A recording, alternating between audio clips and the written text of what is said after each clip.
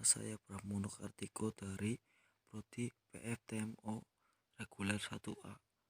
Saya di sini akan menjelaskan tentang PAK dan PAHK. Pengertian PAK atau penyakit akibat kerja. Menurut Sumakmur 1985, penyakit akibat kerja adalah setiap penyakit yang disebabkan oleh pekerja atau lingkungan kerja. Penyakit ini atenfisial oleh karena timbulnya disebabkan oleh adanya pekerjaan. Pengertian PAK menurut WHO.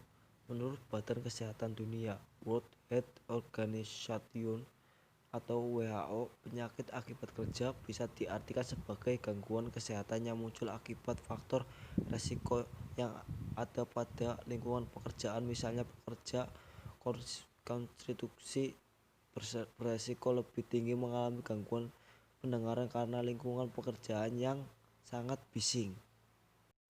Faktor penyebab penyakit akibat kerja. 1. Faktor biologi.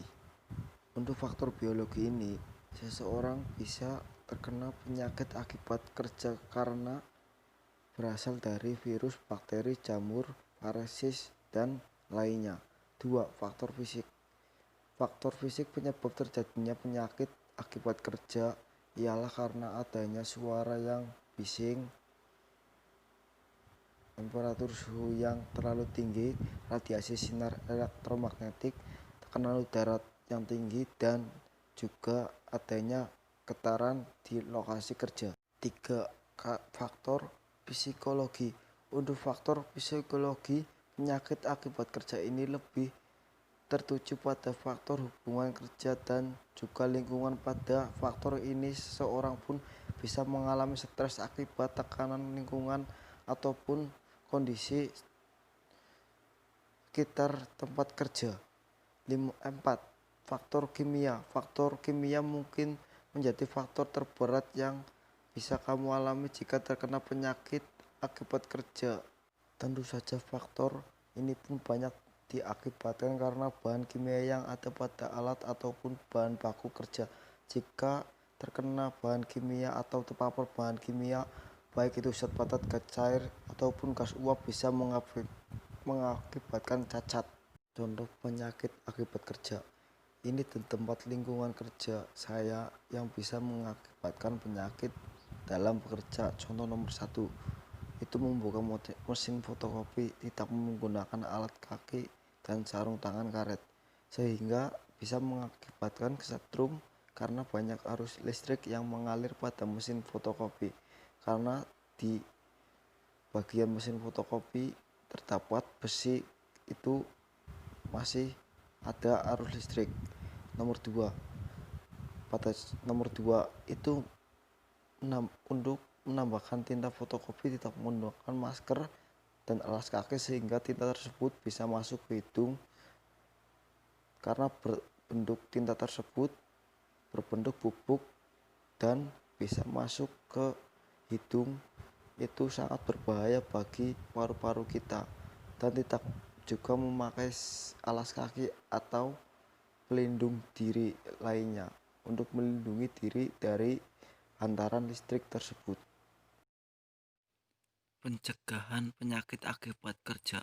Pencegahan penyakit akibat kerja, substitusi ventilasi umum, ventilasi keluar tempat setempat, isolasi pakaian pelindung, pemeriksaan kesehatan, penerangan, dan pendidikan kesehatan.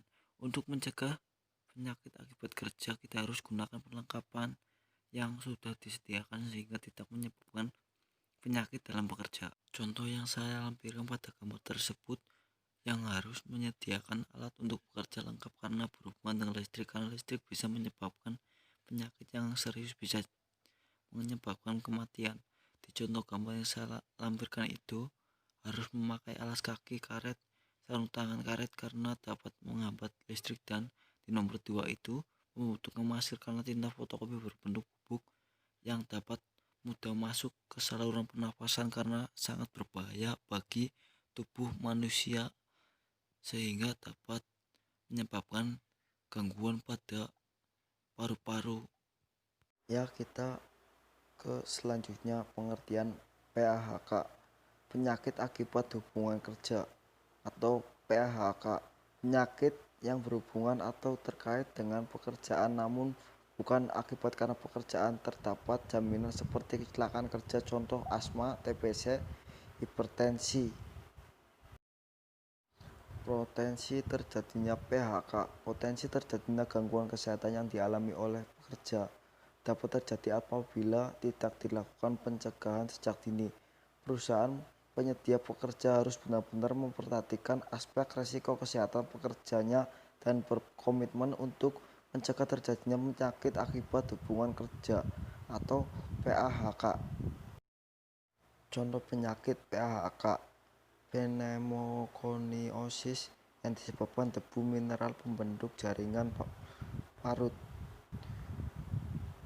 dan sikonoborlosis yang sikonosisnya merupakan faktor utama penyebab cacat dan atau kematian. 2. Penyakit paru-paru dan saluran pernapasan yang disebabkan oleh debu logam kertas. 3. Penyakit paru-paru dan saluran pernapasan yang diakibatkan karena disebabkan oleh penyebab sentisasi dan zat perangsang yang dikenal berada dalam proses pekerjaan. 4. Alveolitis alergika yang disebabkan oleh faktor dari luar sebagai akibat penghirup debu organik. Dan masih banyak penyakit lainnya. Contoh PHK, bahwa di dalam tinta fotokopi itu mengandung karbon aktif dalam toner yang dinyatakan sebagai zat karinogen, yang berarti penyebab kanker. Bila terekspos secara terus-menerus maka akan sangat beresiko memicu tumbuhnya sel kanker dalam tubuh. Butiran yang terhirup langsung dan masuk ke dalam paru-paru memiliki efek yang mirip dengan ambesitos yang dapat menyebabkan iritasi dan gangguan pernapasan. Bagian tubuh yang terpapar langsung bubuk toner dapat mengalami interaksi mata, kulit, gatal, serta sakit kepala. Bahkan beberapa jumlah menyatakan terpapar bubuk tersebut secara terus-menerus dapat menyebabkan kerusakan paru-paru. Sekian, terima kasih. Itu saja yang dapat saya sampaikan. Mohon maaf apabila ada kesalahan dalam pengucapan kata atau menjelaskan tidak lancar atau tidak jelas. Saya karena masih tahap belajar. Saya akhiri. Waalaikumsalam warahmatullahi wabarakatuh.